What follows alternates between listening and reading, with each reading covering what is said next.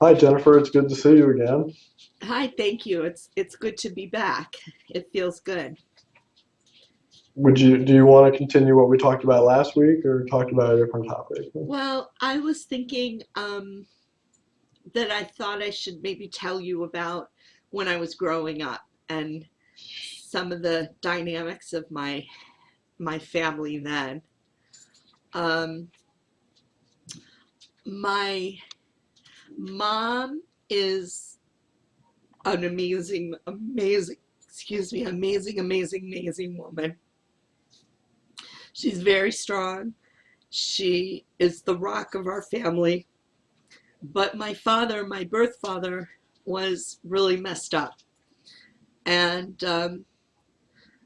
he was really emotionally absent and physically absent too, a lot of it, because he um, he was working. He had a commercial furniture corporation that he was building, and he was very successful. This is in the early 70s, and he was very successful, and we had Cadillacs and Jaguars, and he did very well, but he was never around because he was always building his business. And then later as an adult I found out that he was not around because he was doing drugs and and having affairs and just bad stuff. Yeah. It So sounds like your family dynamics really weigh on you. they do. And you know, he he started out just using pot, and I can remember even we lived in Chicago, a suburb of Chicago, until I was 14. And I can remember when I was 13 finding a little bag of pot in his toiletries in the bathroom. And I was 13, I knew what that was, and it was like this isn't this isn't right somehow, but you know, it's your dad, and how do you question your dad? And so, but even as early as like second grade, my mom, who's again a wonderful woman, but she made the mistake of actually, my dad used to have rages, and he'd like hit the wall with his hand, he'd punch the wall, and she asked if she thought if I thought she should get a divorce. And I was, a kid. I was 8 years old, and I said, "Oh no, no, no!" And I cried. And my life. If I had just said yes, and I know it wasn't my choice, but if I had said, "Oh yeah, get away from him," then maybe our whole lives would have been different. And uh, I don't know that I had that much power, but I think if I had encouraged her, to get away from him, which is what she should have done, things would have been very different. But as it was, my father um, went bankrupt when we were 13. When I was 13, I have two younger brothers. And so we moved from Chicago to Fort Walton Beach, Florida, which is in the Panhandle. And for a Jewish girl from Chicago to end up in the Panhandle of Florida in 1977 was not a real good thing. There, you know, my name at the time was Jennifer Berry, so people didn't know I was Jewish, but they knew that we were different, and so I never really made great friends there. Um, my father continued on a downward spiral, and It sounds to me like you're expressing a lot of disappointment. yeah, that's actually a perfect emotion. Yeah, that's a perfect way of putting it. It was disappointment that, that he couldn't be a better person, that he was such a schmuck. And he, you know, he gradually started doing more different drugs. We didn't see him do the drugs, but my brothers, we he owned a moped shop in Fort Walton Beach in the Panhandle, and Sorry. it's Sounds contagious. like we're both getting over something Yeah. here. So my brothers would go down to the moped shop, and my father would have them do errands for them. And now my brothers tell me now that they had them, they would have him, my father would have them with packages of marijuana going back and forth to this one guy. And, my father did that to my brothers. That's horrible. And, if they had been caught, their lives would have been ruined. So, um, Sadness. yeah, it is sadness. Yeah, it is. It's sad. I mean, I'm totally over it, but um, looking back on it, it's really hard. And then my mom, when I was in my teens, met.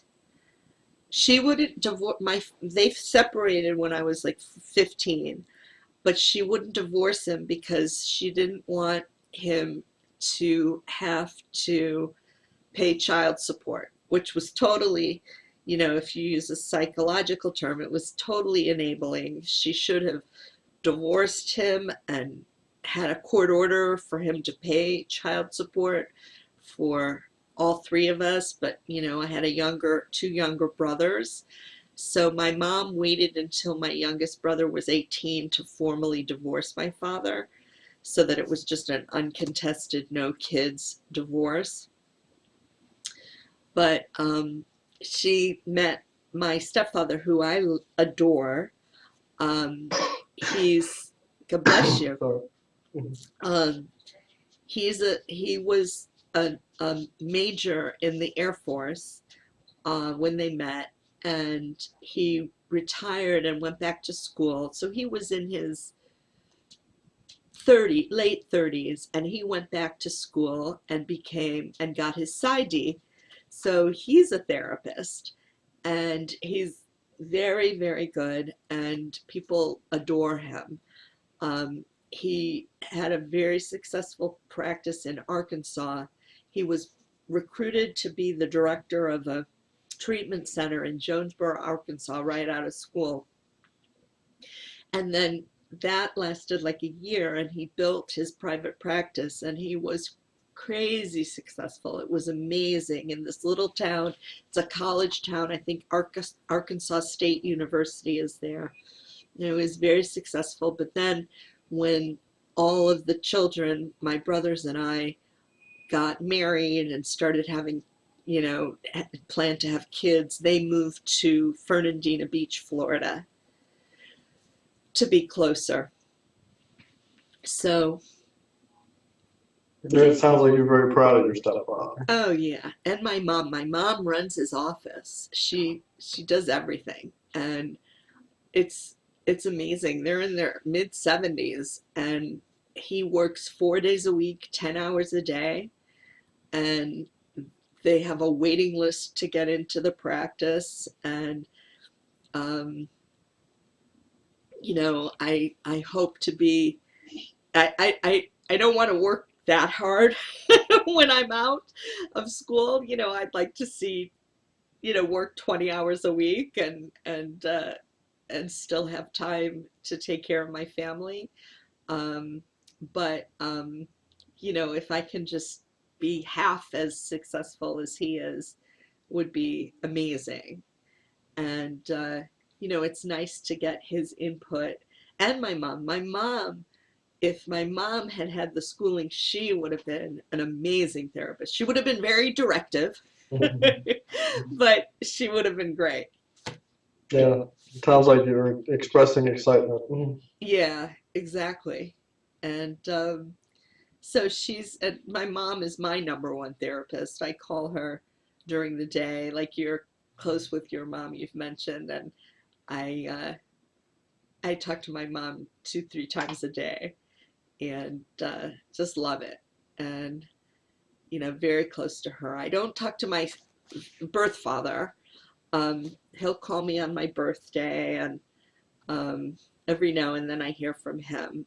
But it's better and healthier for me not to have much of a relationship with him. He doesn't, as far as we know, he doesn't do drugs anymore, but for a long time, for many years, he did. And then he replaced it with alcohol for a while. Oh, bless you. And, I'm coughing, sorry. oh, that's okay. Um, but I lost my train of thought.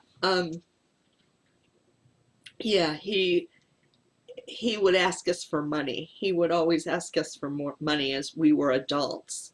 And, enough was enough. Every time he'd call, he'd say, "Oh, can I have this much money or that much money?" And You can't trust him. no, we can't trust him. No, we didn't know what the money was going for. So sometimes we would send like Publix grocery store coupons, gift cards, something like that, or pay his electric bill or something. But he has a second wife who they have a kid who must be now 30ish. And he when we found out about him, I'm like 24 years older than he is, so it was kind of a shock. We didn't know he had a kid until he was like 3 years old. So the kid was 3 years old. And I haven't seen him in many, many years. I went, my grandmother, who I was very close to, my father's mother, um, enabled my father all his life, and would give him large sums of money to support himself and support his habits, and that was tough. You're sad. Yeah, very sad. And my grandmother just died in 2007. She was almost 92. Wow. And yeah, she was great. But when she got sick, my son was on dialysis. So that was um, a really hard time because 3 days a week I was doing dialysis for my son. I was just trying to keep him alive. And then my grandmother was dying of colon cancer. And it was very hard to be spread that thin to do that. Yeah. All family health problems were stressing you out. Oh yeah, very much so. Yeah, it was very hard. And it's interesting to talk about these things again because I don't talk about them often anymore. Um, and it really does bring up true emotion that you're reflecting well. And Yeah. yeah, it's yeah, it's hard, but but everybody's success. My brothers are successful people, and it's amazing we all turned out as well as we did. No criminals, no killers, no sociopaths with all this crazy history. Mhm. Um, yeah, it's interesting. It's an interesting family dynamic. I guess we could write a good book. It would it would make for good reading, but all the different paths in my life that could have taken, left or right turns, and all the places we went, and it's all, I really think that our success is due to our strong mother. It certainly wasn't due to our drug addict father. Um, I think we're all successful in spite of our drug addict father. But because my mom is so strong, she was able to parent us, as well as she could. She's very overprotective, but I don't fault her for that. I actually kind of like it. And You're expressing sadness and proud of your mother yeah, all and yeah, instance. yeah, I'm sad she had to do it all alone. But then, since my teen years, she's had my stepfather. And so that's wonderful. And to absolutely find love in her, I guess she was, in her late 30s when she met my stepfather. So, and they really have a true love affair, and it's really good. So I'm really happy for them.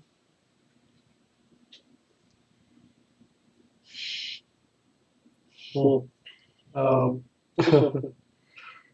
would you like to end the session for today, Jennifer? Yeah, I think we can. I feel good about what we've talked about. Thank you. Thank you, Jennifer. Okay.